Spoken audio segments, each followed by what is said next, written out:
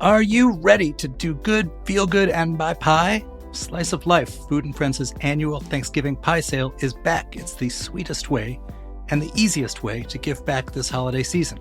Every pie purchased provides one full day of free medically tailored meals to a neighbor living with serious illnesses like HIV, AIDS, or cancer. Order your pie by November 19th at sliceoflifedc.org. That's sliceoflifedc.org.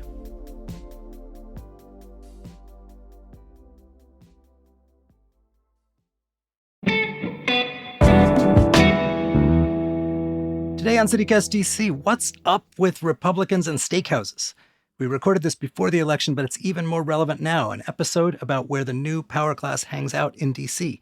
Washingtonian writer Jessica Sidman crunched numbers from political spending reports, and she found a weird correlation between party and steak. She's here to explain what it means for the rest of us.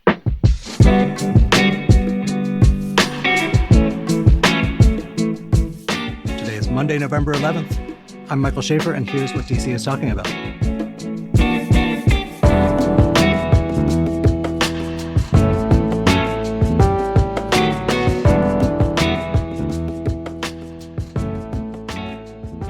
Hey, Jess. Hi, Mike. Good to see you, my friend. Thanks for having me. You have this great line in your piece.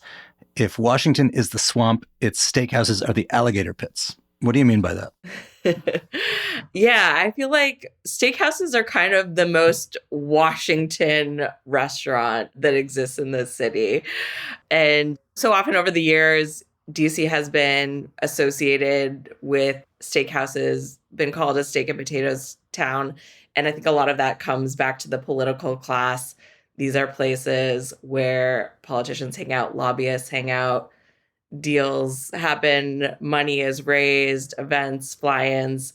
That's where the swamp creatures hang out. What can I say?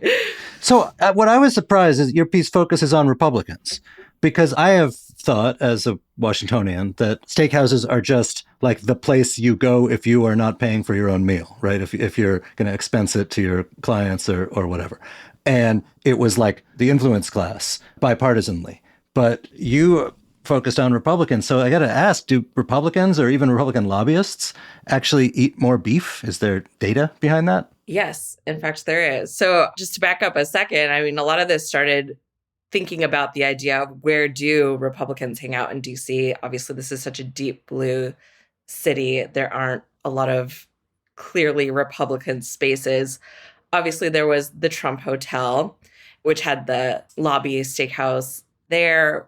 And that was kind of the MAGA hub during the Trump years. But then I would always see stories that involved Republicans and the setting was a steakhouse, or there'd be something in, Playbook spotted at a steakhouse. And I just started asking myself, well, what is the deal with the Republicans and steakhouses? I think there is a little bit of this stereotype. Can I actually prove that this is a real thing? So I did do this data project looking at campaign finance reports and the spending at many of the top steakhouses in DC. And at all of them, Republicans outspent Democrats. At the Capitol Grill, which is really one of the biggest Republican hubs, Republicans outspend Democrats 13-1. It's not just a perception, the data actually backs it up. So we're talking about people spending money sort of on the job. When they say DC's a steakhouse town, does that mean that when, these same people are like going out on a date or, taking their spouse out or whatever, that they are more likely to go to a steakhouse than people in, Seattle or Chicago or something? Yeah. Again, that's a little harder to have the data on. But I do think, for example, that there's a Republican lobbyist who's featured prominently in my story, who's been a regular at Capitol Grill since it opened. And he met his wife at Capitol Grill. They went on their first date at Capitol Grill. They celebrate special occasions at Capitol Grill. So there is that. And I do think that steakhouses have come to represent a lot of layers of what the Republican Party also represents. I mean, there's kind of the basic geographic aspect that a lot of cattle is raised in red states. So you can understand maybe a Republican from one of those states wants to support their hometown industry. But also things that we associate with steakhouses, kind of that the masculinity, the tradition, just that Americana, America first idea. It's not foreign at all, even though, as I write in the story, never mind if the valets and the cooks are immigrants, and I think you see top leaders of the party, Trump, Vance, really kind of also making it part of their identity politics and the culture wars and saying, Kamala Harris, she's coming for your cow, she's coming for your beef, your steaks. But I love steak. I mean, Trump very famously, loves his well-done steak. So looking back, before the sort of party split also became this major cultural cleavage between sort of cosmopolitan America and less cosmopolitan America, people still used to say DC was a steakhouse town. What's the genesis of that? Where'd that start? From what I've gleaned, steakhouses haven't always had this partisan reputation. Most things in America haven't always had this partisan reputation. Exactly. And, steakhouses really started to emerge in a big way in DC, at least in the early 20th century. The original Occidental was actually one of the more famous ones. And it actually started originally as a men's only restaurant, and they ditched that after a few years.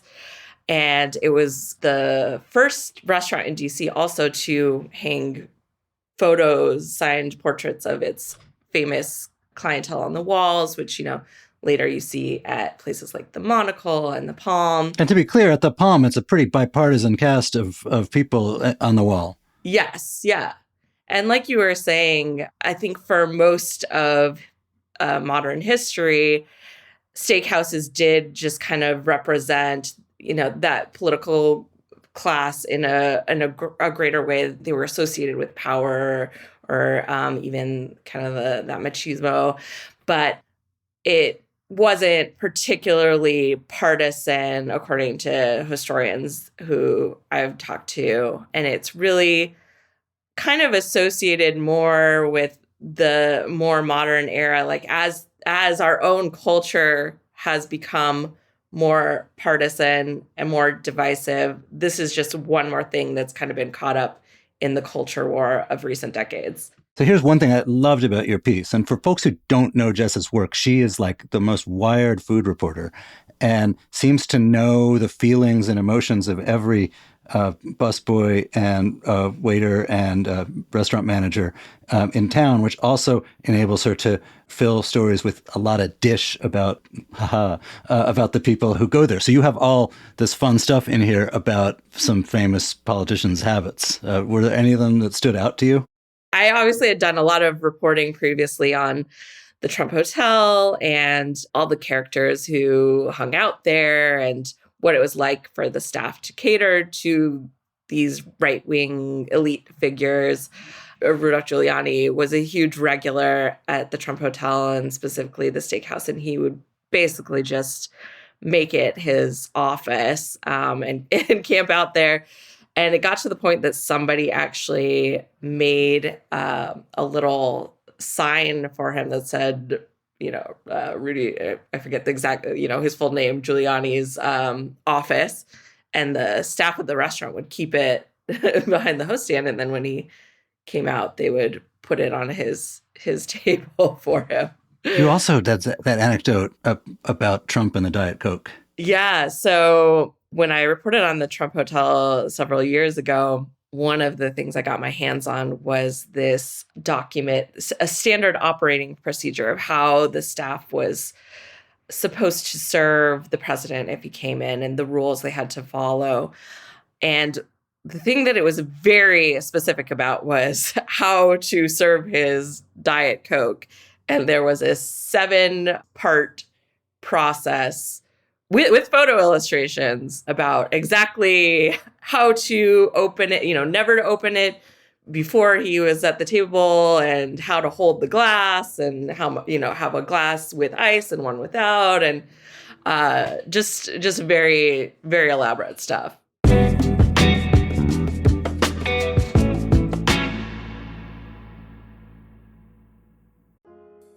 Let's be real, lawsuits are not fun. But with Christopher Nace and the trial lawyers at Paulson and Nace, at least they're a little easier. Paulson and Nace is a DC law firm in every sense of the word. It was founded here in 1979. Partner Chris Nace is a local who cares deeply about the DC community, even serving on the board of the local branch of the Living Classrooms Foundation in his free time.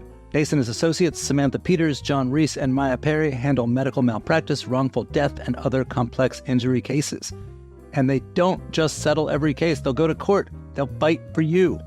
Paulson and Nace has even been recognized as one of Best Lawyers' best law firms. So if you have been hurt or lost a loved one because of someone else's mistake or negligence, call Paulson and Nace for a no-obligation consultation. Visit www.paulsonandnace.com or call 202-463-1999.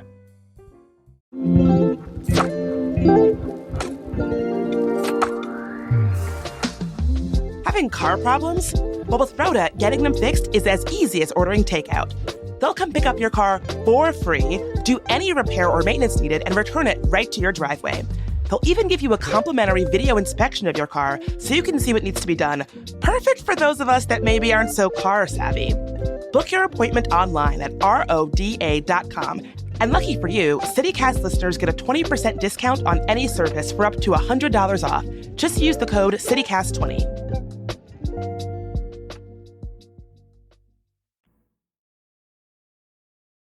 So I'm curious, look, steakhouse waitstaff, with the white coats and stuff, they tend to look a little different than your waitstaff at a more avant-garde kind of restaurant.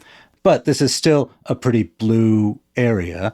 How did the staff feel about serving these titans of the right? Yeah, well, at the Trump Hotel, that was a very, very specific time and place. Obviously, things were so heated in the Trump years. And there were certainly some people who actually were fans of Trump, a lot of people who are just ambivalent about politics.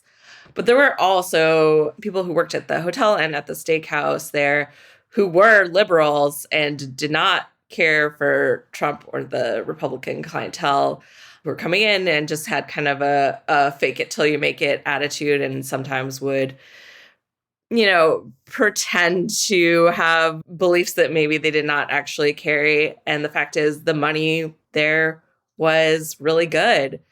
And even now at another steakhouse, an anonymous employee who I spoke to said he actually made more money during the Trump years than at any other point in his career. That, Republicans are, or at least the kind of Republicans who are going to fancy steakhouses, are big spenders and big tippers. Well, right. And I think, in any tip-based industry or commission-based industry, the ultimate goal is to be serving people who spend big and tip well.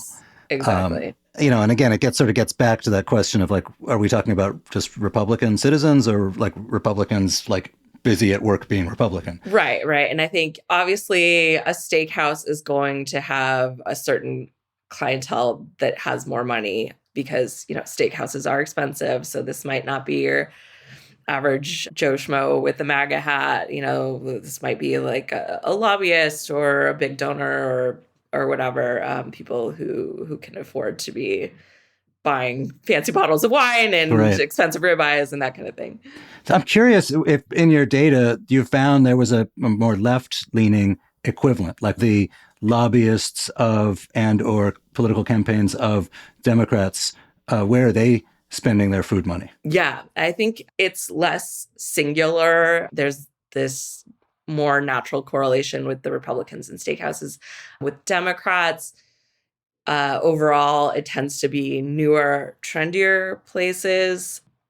I would say that Democrats tend to be more conscious of what kind of message their venue is giving, whether it's going to a place that is Black-owned, immigrant-owned, women-owned. I did speak to Ben Cardin from Maryland, and he said, oh, well, Democrats, we're not going to spend money at steakhouses because our donors don't have big money. I think if you were to examine the numbers, our donors don't have big money might not be statistically accurate. Yeah, he's like, oh, we have small donors. I like to do events at Parkway Deli. But yeah, exactly as you're saying, certainly the Democratic Party does have big donors who spend money, and they also do events at expensive restaurants. But I do think those restaurants tend to be kind of like the flashier, newer places. I kind of like a steakhouse, right? You and I have gone out to a steakhouse, if I recall. They made the Caesar salad at our table. And one thing I like about them is like they kiss your butt, right? They make you feel like you're a big shot and you're really important. And at a cooler place, you might feel like, oh, it's a privilege just to be here. I'm like, I'll suck up whatever treatment I get. And that's why these like big shots like to be like, oh, look at this waiter. This is Felipe here. He's been taking care of me for 20 years. But do you have a favorite steakhouse? And what do you look for besides good food, what do you look for when you go out to one? Yeah, I mean, I have to admit, I don't usually spend a ton of time at steakhouses because so many of them in this area are chains. But working on this story, I did go a few times to Capitol Grill, and just from a food editor, culinary standpoint, I thought it was fantastic. The food was spot on. And what was really impressive to me, actually, was that the staff have been there forever. This is an industry that's known for super high turnover. But the server that I had when I was dining with this Republican lobbyist, I mean, he'd been there basically since the restaurant opened 30 years ago. And it's like the new guys have been there a decade, The valets have been there decades. There's a certain clubbiness at a lot of these steakhouses where they do put a lot of effort into making sure they know people's names and knowing their preferences, and just that VIP culture that people crave. And it's also nice for civilians, because if you're going to spend a chunk of your paycheck going out to a nice meal, you at least want to pretend for like an hour that you're a king. Exactly. Yeah. It can feel very luxurious. I can understand that. Look, at a lot of people in politics, particularly a lot of people in like the power lobbying world, are not young. A lot of people who are not young have doctors who order them to modify their diets. Yeah. I'm curious if there's any, VIPs, particularly in the sort of right-leaning world of power and influence, who are conspicuous non-indulgers in meat or otherwise they're sort of off the steakhouse train. Yeah, well, I will say the thing about modern day steakhouses is their offerings are very diverse. They have gotten with the times, and they have a lot of other offerings. It was funny when I was at Capitol Grill and I met Ronnie Jackson, who, was Trump's White House physician. He made a big point that he doesn't eat the steak. He eats the seared tuna, the healthier option. Don't tell his next primary opponent that. Yeah. But I think there are also steakhouses in DC that have a lot of seafood options. So it's not all red meat. No, it's often butter-drenched fish. Yeah. Jess, thank you so much for being here. Thank you for having me.